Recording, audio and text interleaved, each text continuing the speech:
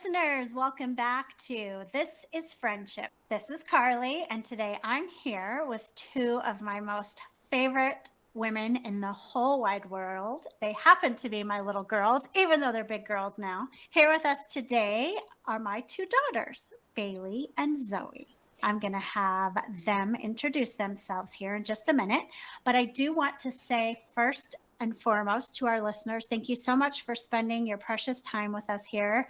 If you have feedback for us, please email us. Tell us what you want us to talk about. You can do that at hello@thisisfriendshippodcast.com. If you have feedback for us, we would love to hear that. If you have ideas for us, we would love to hear those. And we're going to get started here today with Bailey and Zoey. Why don't you start off by introducing yourselves and telling our listeners a little bit about you? Bailey, why don't you start? I am Bailey. I am the oldest daughter, and I live in New York City, where I'm an actress and I work for a financial company as well. Hi, I'm Zoey. I am the baby of the family.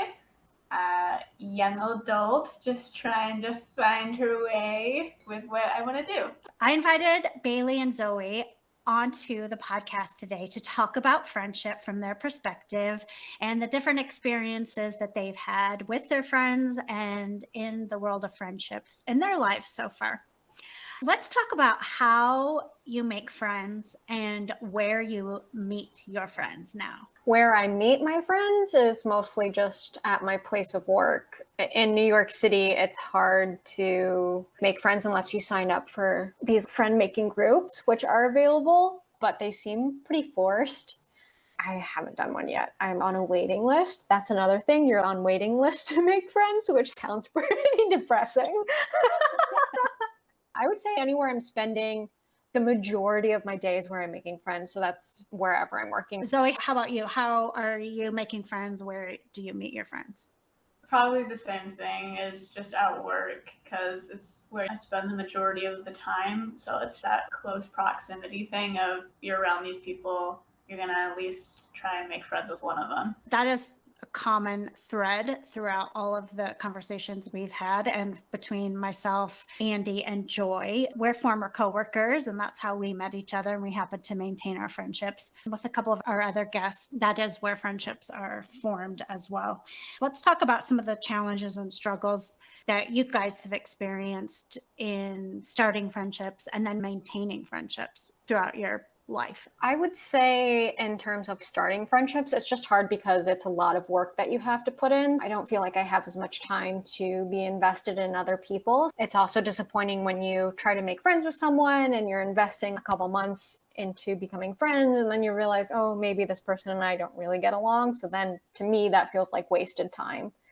It's hard to build those relationships like that. Also, specifically where I am in my life and where my friends are or peers are, a lot of them are starting families or are trying to move up the ranks at their jobs. And it's just the focus goes into other things rather than making new friendships and continuing them on.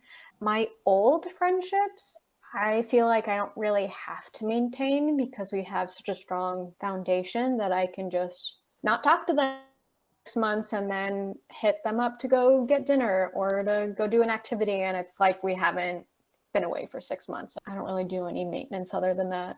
Zoey, what's your experience with challenges and struggles in starting and maintaining friendships?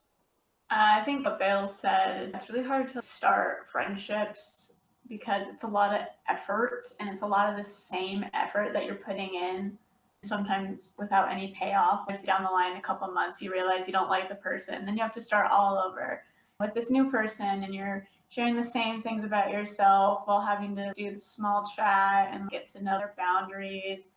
A lot of the times with the changing climate, people have very differing opinions, and it's really hard nowadays to find people that you agree with. I also feel like it's hard to maintain friendships at my age because everyone's just changing so quickly. Everyone is going to college, everyone's graduating. I have people from Nebraska middle school that are getting married already. Oh my gosh, I could not even imagine being married to someone right now. It's just hard because everyone's on their own different level, and I feel like everyone is here to have a good time and go out and party, but I like my sleep. I like going to bed at 8 p.m. and I wake up at 7 a.m. and I do my job and I like to go home. I don't want to go out. So kind of hard to find people my age that are also interested in just hanging out.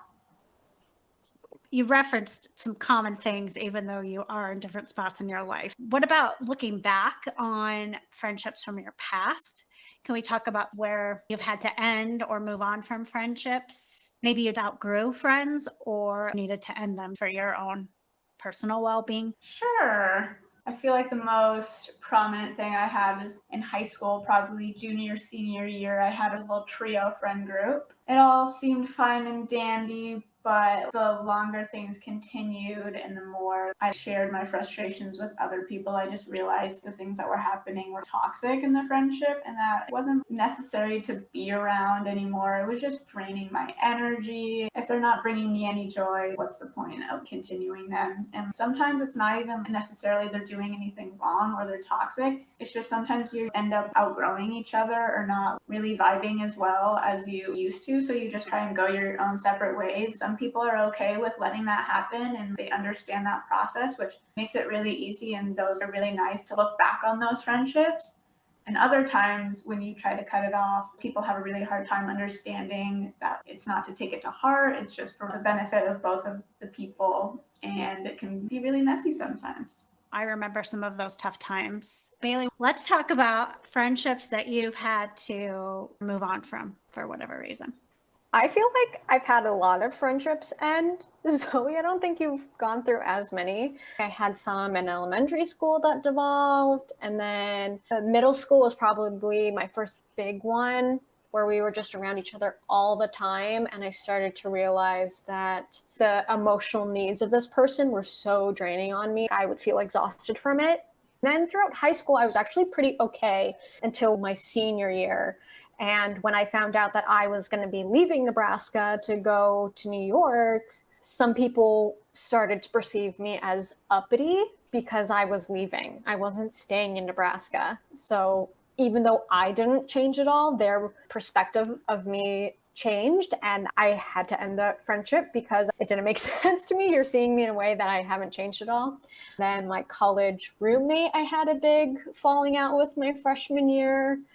In my mid-20s, when I turned 25, I had another big falling out with a friend that I had been friends with for 5 or 6 years. In almost every case, it was the friend saying we shouldn't be friends anymore. And it was almost a relief to me to hear that because I will give and give and give until I can't give in a friendship anymore. And so for them just to say, we shouldn't be friends anymore, that gave me an out to be like, oh, okay, I don't have to put this effort into you anymore. And being away from them made me realize how much energy I was putting into our friendships that I wasn't necessarily getting back and how much care I would put in for them. And it wasn't a two-way street. I would ask about them, but they wouldn't ask about me. Now that I've had that many friendships devolve and end, I feel like I'm really good at telling when someone is going to be a toxic or draining friend, and I can end it very quickly instead of investing all of that time in them and then being frustrated and hurt when it does actually end. Zoey, do you think you learned from Bailey's experiences at all, being her sister? Sometimes, because I remember mom being like, when you get older, don't do this, watch out. And Bailey also being like, it's okay. Friendships don't always need to work out. You will move away from people and you will grow and it will happen. So just be prepared for it. I think I learned a little bit from that, but I also feel like experiencing for yourself is just the best way to learn. You feel that you want to help and you want to reciprocate, but to your point, Bailey, having that space to really understand that was a one-way friendship where you were doing a lot of the giving. Those are the relationships and friendships where you do learn to set some boundaries after they end. You recognize people that are attracted to you for the energy that you put out there, and they can drain you of that energy that you have, that life force that you have. Okay. Imagine that you could snap your fingers and change anything you wanted to about friendship and making friends. Oh, I got it. I would make friendship like back when we were in preschool. Hey, do you want to be my friend? Yeah, I want to be your friend. That's it. Then you're just friends. And then it's not having to invest all this time, seeing how things work out. You just are nice to each other and you just want to play Play-Doh or something and you're just friends. That's what I would change. People have been hurt a lot. So then they get these walls up and it's hard to bring those down to make friends. But then also a lot of people are two-faced. Just say what you mean. So that's what I would change about friendship. So easier by taking it for what it is and being honest and just being willing to go with the flow. Yeah, not like, oh, is this person my acquaintance now? Have we hung out enough times to be friends? You're friends. Yes. You want to be my friend? I'm your friend. Okay. Have you tried that? Just curious. I said it to one of my friends. I wanted to say that to another girl that he had introduced us to. And he was like, don't say that. That's weird. So I did not say that. Zoey, why don't you tell us one thing you would change about making friends and friendship? I want to know friendships' love languages just by meeting them, for what they need and what they enjoy receiving and how they give love, and if that's going to fit my needs as a friend. Because my bottom love language for receiving is gifts. But for my love language output, it's gifts. I love being able to pick up flowers for someone or do something for someone. That's my love language. But if that doesn't correlate with how someone else wants to be loved, then it's just not going to fit and it's going to cause issues down the line. And I feel like that's also what can devolve friendships, is if you're not meeting their love needs. So I feel like I would like to just know that immediately. Do you feel that you can't ask those kinds of questions? I don't know. People, I feel like, don't actually know their love language. I feel like people are very judged on what they feel like they should have rather than their actual love language. Does that make sense? Yeah. And both of you have mentioned that time investment that it takes. And I feel that that is a challenge. Once you're out of a school environment, the one place where you're plugged into people where that time investment is happening just because you're around each other all the time is in a work environment. And that's not always the best place to make friends for many, many different reasons. It's interesting to hear you say that because it's the same experience that I've had as I've gone through life. Once you're out of those environments where you spend a lot of time with people, unless you're in a church group or you go and you have a group where you do hiking together or you have hobbies that you do or you volunteer somewhere. Those are places where you have those opportunities to be around people a lot.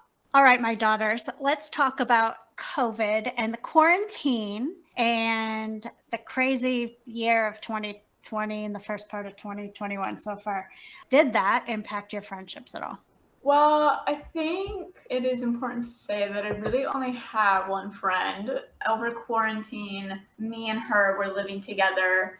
So I was seeing her quite a bit, and living together can cause some changes and rifts. Unfortunately, our friendship just ended up falling apart, whether that was just being around each other too much and me realizing some things don't match up with how we wanted to live or how we did things. That's how COVID treated my friendships. I'm sure that's not a very uncommon story. Bailey, how about you? COVID was whatever for my friendships. I have two friends, one more than you. One of my friends, she luckily lives 13 blocks away from me in the city. So we would meet up once a week and walk around the park. She lives alone. So it was some of her only contact she had during the pandemic. Then one of my other good friends, we had seen each other right before the pandemic started. And then once things lifted in New York, we got together and we both had a good cry. And we're like, sorry, we were such bad friends during the pandemic and not checking in on you. And then we both just said, hey, we had our own stuff that we were dealing with and it's all okay. And we totally understand. So that was fine. That was pandemic for my friendships. If you reflect back, how has your personal growth affected your view on friendships or the things that you will and will not accept within a friendship? If someone comes into a space with a lot of negativity, they're always venting or complaining, or they gossip about someone, or they seem like they want to start drama, I just automatically shut it out. I'm probably not going to hang out with them more than once because that's draining. I don't have time for it and I don't want to deal with it. I've never liked drama in friendships or relationships. I am better now about seeing the red flags that someone will have if they tend to go to that style of friendship. Also, if someone doesn't know how to be serious and grounded in a friendship, I will not want to be friends with them either. It's great that you want to have fun and be a goof, but also at 27, it's also time to chill out a little bit, okay? It's nice to just have a movie night in. We don't need to go to a fancy bar in the city and spend $18 on cocktails. I don't need to do that. I never wanted to do that, but now people are finally calming down. That's got to be a big part of social life there, right? A lot of social life is going out to bars and drinking. The people that I kept in contact with or even were introduced to are not big clubbers or rave people, but I know that's a big scene in New York City. That's a lot of the social driving events, is when you hang out with friends, you go to a bar. Zoey, how about you? As I have gotten older, I'm able to understand what I look for in a friend. When you're younger, you're like, oh, I get along with these people, but unfortunately, that's not the only driving factor. You can get along with someone, but that doesn't always mean that they're going to be a good friend. I find it very difficult to have people that stick around because I have a very abrasive personality and I'm bold and I like to speak my mind. It's interesting to try and find those people that mesh well with that while not bumping our heads together and causing issues within the friendships. So it's just trying to find the right balance of the yin and the yang of who fits well into me and what I can bring for other people in the friendship. Do you find yourselves having more male friends or more female friends? If you would have asked me this in high school, I would have said more male friends. Just strictly more because of the gossip and drama aspect of having female friends. A lot of women like to attack each other instead of trying to build each other up, and I just wasn't ever into that, so I had more male friends. But then after college, any guy who comes up to you, you're always just like, what is the ulterior motive here? Are you trying to get in my pants or are you actually trying to be my friend? So now I have more girlfriends than I do guy friends. How about you, Zoey?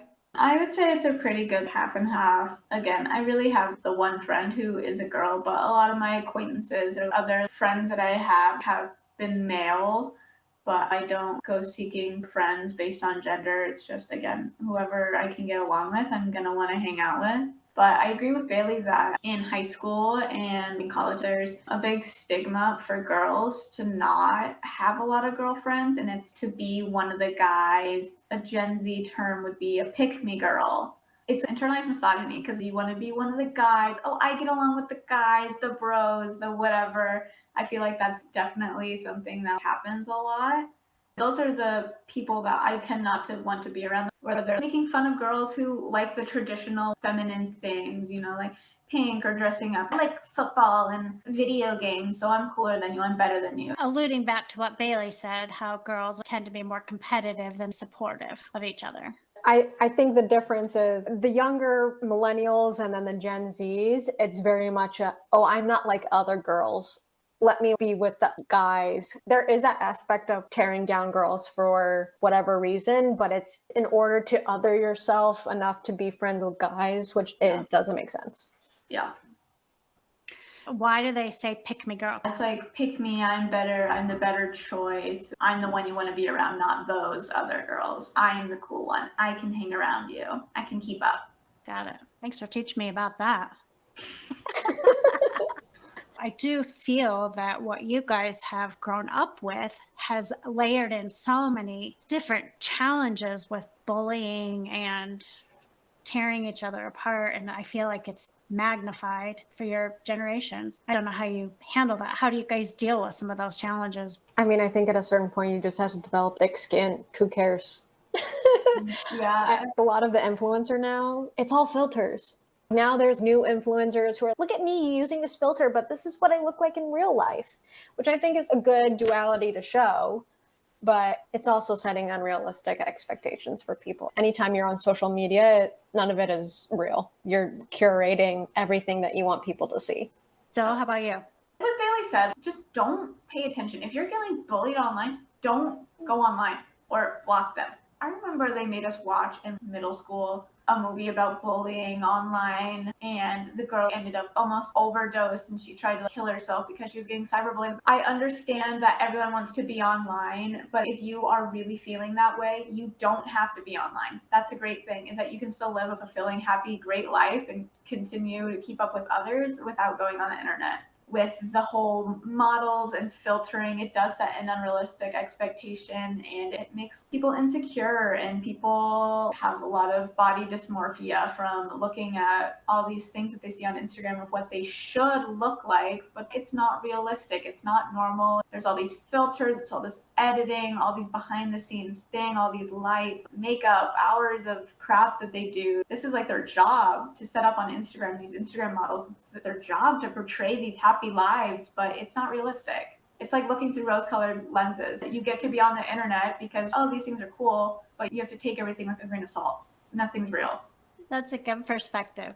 If you could go back and give your 13, 14-year-old self advice about friendship, what would you say to her? I'll go first on that one. I would say to be unapologetically you, and the people that love you will find you for you, and you don't have to fake it for anyone. I know that's what a lot of people say, but it really is something that comes with time, and no matter how many people tell you that at a young age, it is something that you have to come into, that you yourself is the best thing that you can possibly be. I love that. Bailey, how about you? What would you say to your 14-year-old self?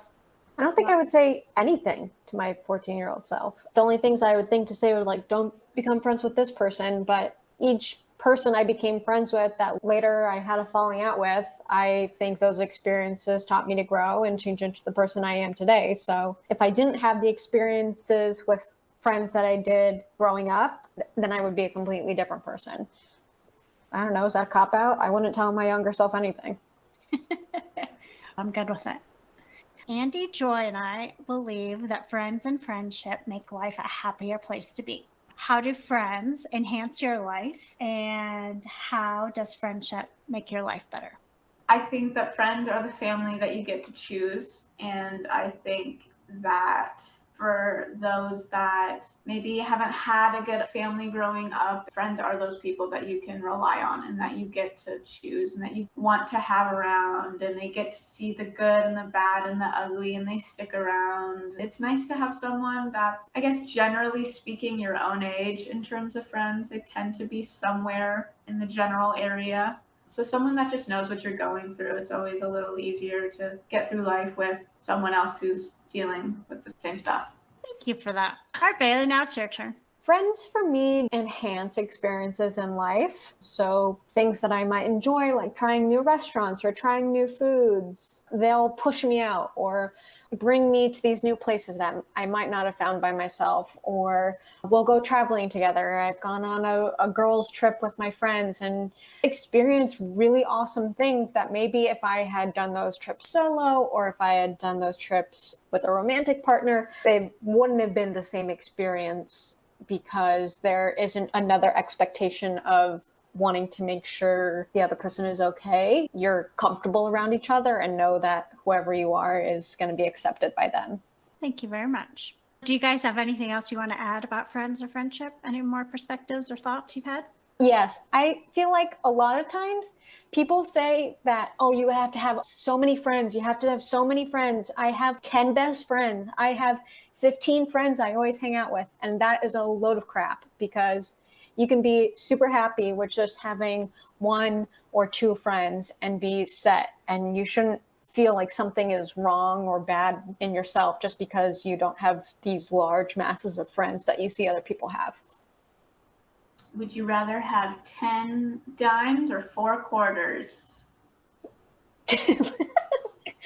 That's the saying, right?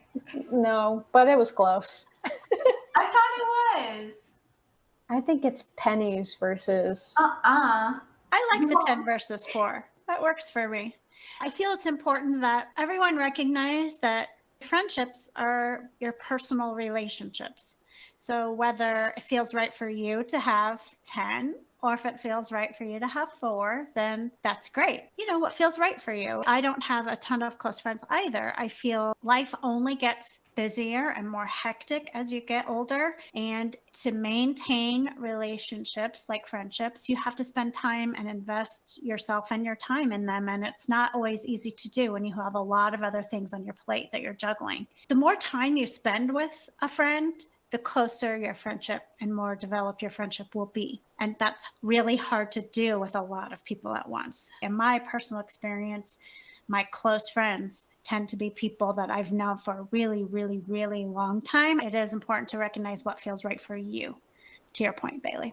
Bailey, if our listeners wanted to connect with you, how can they do that?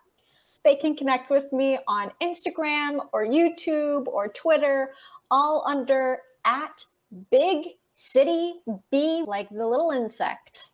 I'm doing some book reviews if you're into books, but I'm also expanding into some New York City content and things to do in New York City, places to eat, sites to see that are not the super expensive luxury sites that you see a lot of influencers post, more everyday people, accessible items. Love that. So @BigCityBee, if you want to connect with Bailey on her various social platforms. We are going to end the episode here. I want to say thank you very much to my 2 beautiful daughters, Bailey and Zoey, for being willing to come on today and talk about friendship from their perspective. And to our listeners out there, I want to say thank you to you again for spending time with us. Drop us a thumbs up or a subscribe or a follow. And if you want to reach out to us with feedback, please do so on Instagram @This Is Friendship Podcast, or you can email us at hello@thisisfriendshippodcast.com, or you can go to our website, thisisfriendshippodcast.com. Lovely chatting with both of you today. We will be back for another guest episode coming up soon. Please join us for that, listeners.